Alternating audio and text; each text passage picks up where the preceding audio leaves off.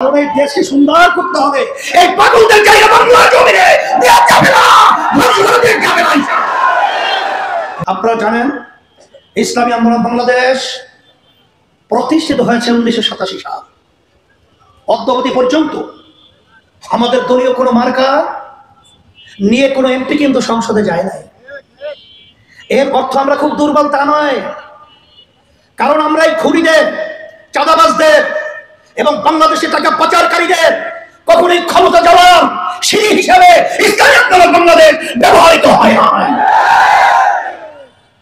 রাজনীতি করে দেশের কল্যাণের জন্য, রাজনীতি করে ইসলামের জন্য, রাজনীতি করে বাংলাদেশের মানুষের কল্যাণের জন্য এ দেশ নিয়ে যারা যেন তেন ক্ষমতা প্রেমিকরা বারবার আমাদেরকে ধোঁকা দেবে, বোকা বানাবে, আরেকটা আমরা বসে বসে দেখবো, এটা হতে পারে না।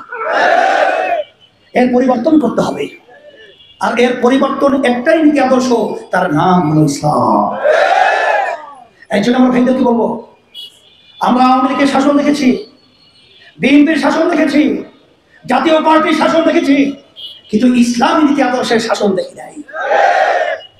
আজকে বাংলাদেশের মধ্যে 5ই আগস্টের পরে ইসলামের পক্ষে শক্তি আজকে দেশ চালাবার একটা ক্ষেত্র তৈরি হয়েছে।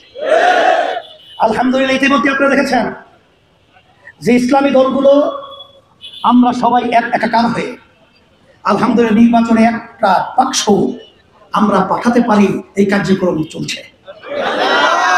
এরপর আপনারা দেখেছেন যারা দেশ প্রেমিক রয়েছে তারাও আমরা যেন একত্রিত হয়ে দেশ গড়ার কাজে নিয়োজিত হতে পারি, এই কার্যক্রম মাশাআল্লাহ ভালো এগিয়ে গেছে।